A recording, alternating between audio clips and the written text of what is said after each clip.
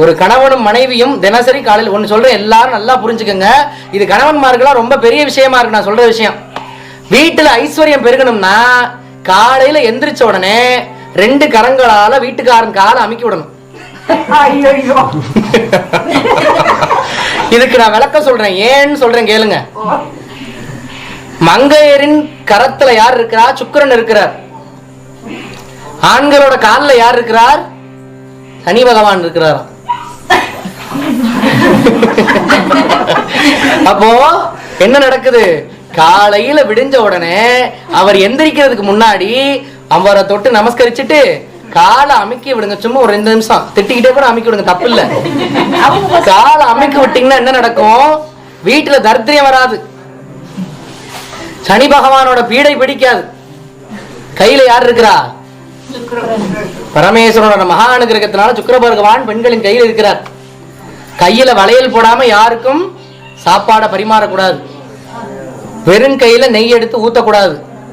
கரண்டியை தான் பயன்படுத்தணும். குழந்தைகளுக்கு எந்த ஒரு நிலைமையில வேணாலும் இருக்கலாமா? மங்கையருக்கு இப்ப நிறைய நிலைமைகளை பிரிச்சு வச்சிருக்கிறாங்க. சுமங்கலி, அமங்கலி, அது இதுன்னு என்னென்னமோ சொல்லிட்டு இருக்கு. அதெல்லாம் கிடையாது. மங்கைனா மங்கையர், மங்கையர்கரசி தான். எல்லாரும் மங்கையர்கரசி தான். குழந்தைகளுக்கு சாப்பாடு கொடுக்கும் பொழுது கண்டிப்பா கையில வளையல் இருக்கணும். வளையல் இல்லாம குழந்தைகளுக்கு சாப்பாடு கொடுக்க கூடாது. நீங்க ஊட்டி விட்டாலும் சரி, சாப்பாடை போட்டு சாப்பிடுன்னு தட்டை தள்ளி விட்டாலும் சரி, கையில வளையல் போட்டு தான் சாப்பாடு பரிமாறணுமா. ஏன்? ஐஸ்வர்யம் பெறுகிறதுக்கான வழி சொல்றேன். பல பேர் சின்ன சின்ன தவறுகள் செய்யறாங்க. பொம்பளைங்க எந்த நேரத்திலயுமே தலையை விரிச்சு போடவே கூடாது. அம்பாள் முந்தா நேரத்து காளியா எல்லாரும் காட்சி கொடுத்தா, அவனை தலையை விரிச்சு போட்டா உட்கார்ந்துருந்தா. பின்னாடி கொண்டை முடி அலங்கரித்து கொஞ்சம் கிளி கையில் வைத்து அஞ்சுக உமையால் வீட்டிருந்தாள் அப்படின்னு பாரு.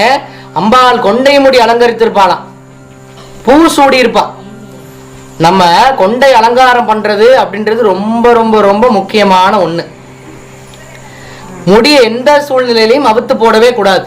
இப்பெல்லாம் யூ கட்டு என்னென்னமோ கட்டெல்லாம் வந்திருக்குது.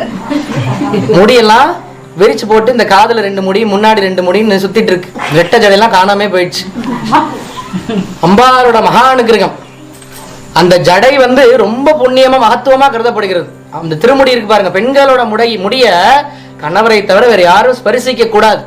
குழந்தையா இருந்தாலும் தொடக்கூடாது, தொடறதுக்கு அனுமதிக்க கூடாது. அந்த முடியில யார் இருக்கிறா? மகாலட்சுமி குடி இருக்கிறா. பெண்கள் மொட்டை போடுறேன் வேண்டிக்கிறவே கூடாது. முடிய யார் இருக்கிறா? அம்பாள் இருக்கிறா. உயிரே போகும் தருவாய் வந்தாலும் அதை வேண்டாதீங்க. அம்பாலே அதை விரும்ப மாட்டா. நான் சொல்றேன், வேண்டிக்குங்க. முடிய அவுத்து போடவே கூடாது. வீட்டுக்குள்ளக்க முடி சுருணைகள் இருக்கவே கூடாது. சீப்புல சீவனா உடனே முடிய சீப்புல இருந்து எடுத்துடணும். முடிக்கு அவ்வளவு மகத்துவம் இருக்கு. பெண்களுக்கு இத்தனை ரூல்ஸ் அண்ட் ரெகுலேஷன்ஸ் இருக்கு. ஏன்னா அப்படி எப்படி காமதேனுவுக்கு அங்கமெல்லாம் தேவதைகள் இருக்கிறாங்களோ அதுபோல மங்கையருக்கு அங்கமெல்லாம் தேவதைகள் இருக்கிறாங்க. நமக்கு வேணா நம்மளோட மகத்துவம் தெரியாம இருக்கலாம். பெண்ணாய் பிறந்த அனைவருமே பூசைக்கு தகுந்தவர்களாம், பூசை செய்வதற்கு உகந்தவர்களாம். நம்ம ஆலயத்துல நடக்கும் ஒவ்வொரு பௌர்ணமி அன்னைக்கும் சுமங்கலி பூஜைகள் தீர்க்கமா நடக்குதுங்க. அம்பாளே பாவனையாக செய்யப்படுகிறாள். ஒவ்வொரு சுமங்கலிகளுக்குள்ளையும் சுமங்கலிகளை இருத்தி வச்சு சுமங்கலிகளுக்கு அம்பாளுக்கு செய்யப்படும் அத்தனை பஞ்ச உபச்சாரங்களும் செய்யப்படுகின்றன. ஏன்? அம்பாளே அத்தனை அங்கத்திலே முறைஞ்சிருக்கிறாளாம். பெண்ணை தரிசனம் செய்தாலே கோடி புண்ணியம் உண்டு. எந்திரிச்ச உடனே கால் அமுக்கி விடணும்னு சொன்னேன் பாருங்க. கணவன்மார் என்ன செய்யணும்? கொண்டாட்டி மூஞ்சில தான் முழிக்கணும்.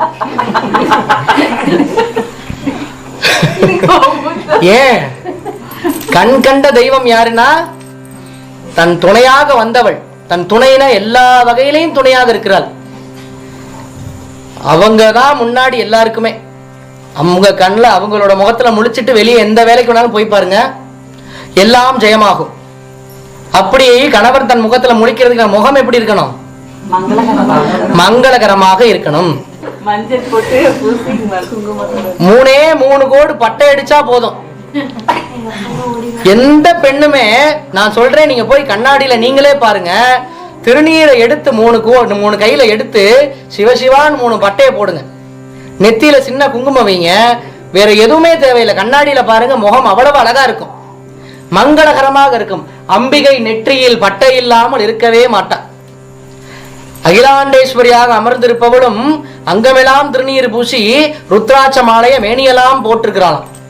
பரமேஸ்வரன் மேன் கொண்ட காதல், அவ்வளவு உயிருக்கு உயிரா அம்பாள் வந்து பரமேஸ்வரனை விரும்புறா.